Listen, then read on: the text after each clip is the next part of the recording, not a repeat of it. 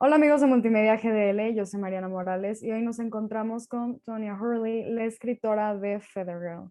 So, how's your day been going, Tonya? How's the presentation of the book going? It's been going well, and I'm told that it was a top seller yesterday at the fair, and I'm so grateful to my readers. I can't be there in person, and that's, very hard for me because I love going to the Guadalajara. I love Guadalajara. I love Phil in the book fair, and I miss all my readers so much.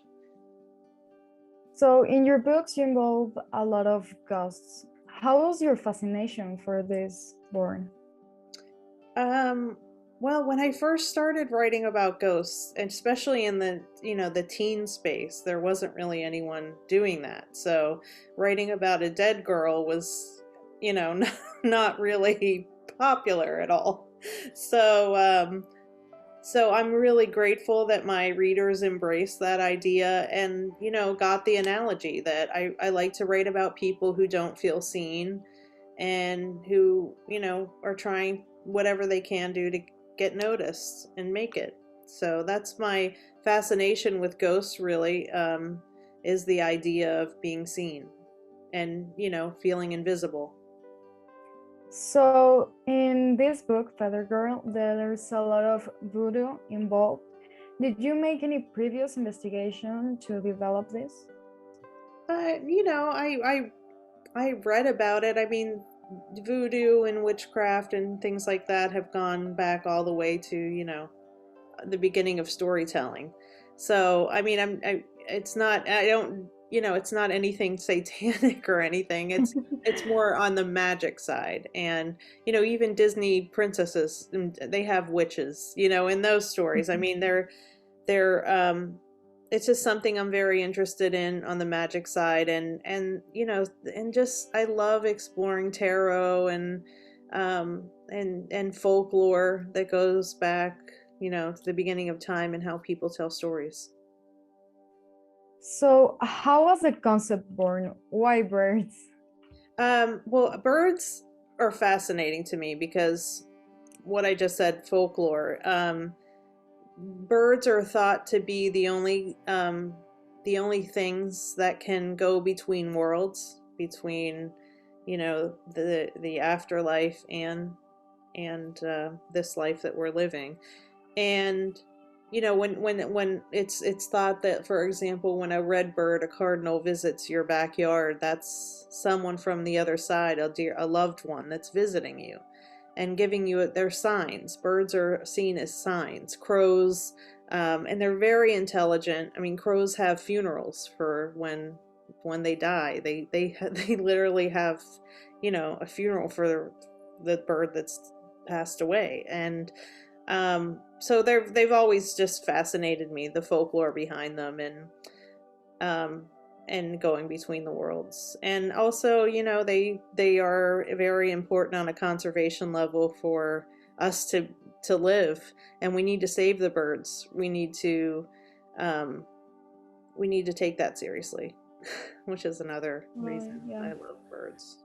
So, how did you build Gwen's personality? How would you describe her? She is a girl that is not just feeling different, she is different. I mean, she was born different. She has secrets all around her.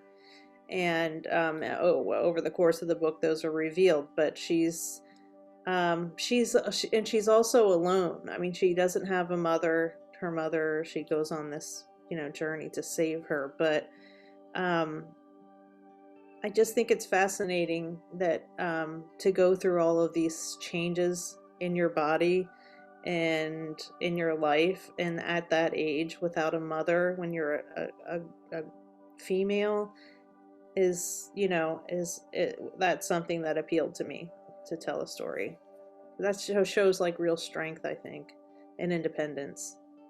Yeah, and how would you define her relationship with her family that they are so important for the storyline?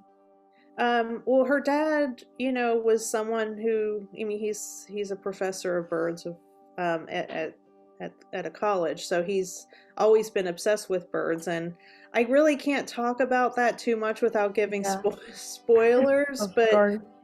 it's the kind of like her grandfather and the magic part of it, of her, and the otherworldliness of her, and the celebration of her differences versus her dad's, fear for his daughter's life, and not real and keeping his distance from her, because he doesn't really understand how to be a parent to her because she is so different. Yeah. And to you, what makes a good villain?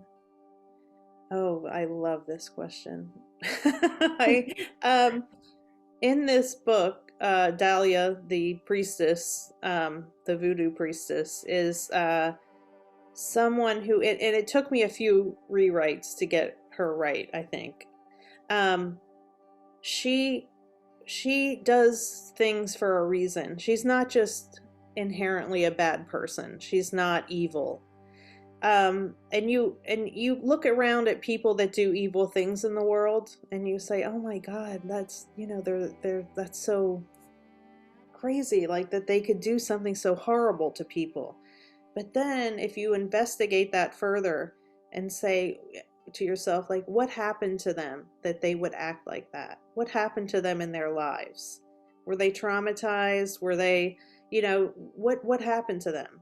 And so that's the question I asked with this villain. And you find out that she's not all bad, at the end. Yeah, like great characters Yeah. instead of black and white. Yeah. Um, Thank you. Yeah. Now that we have talked about your characters, Hmm. how do you identify with them? How do I identify? I've always felt different. I've always um I've always struggled to believe in myself and my ideas, and I'm not like, a crazy confident person. And I just want to pass down that idea of empowering readers through my characters so that they can tell their own stories or live the lives that they want to live. And I did it with the Blessed.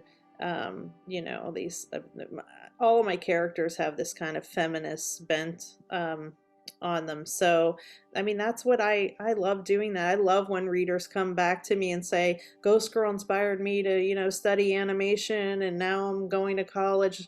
Things like that. It just means the world to me. There's nothing better than that. Thanks a lot, Tonya, for this interview. Y Thank you. gracias a ustedes, amigos de Multimedia UP, por acompañarnos el día de hoy. Yo soy Mariana Morales, con edición de Alex Rodríguez, reportando para Multimedia GDL.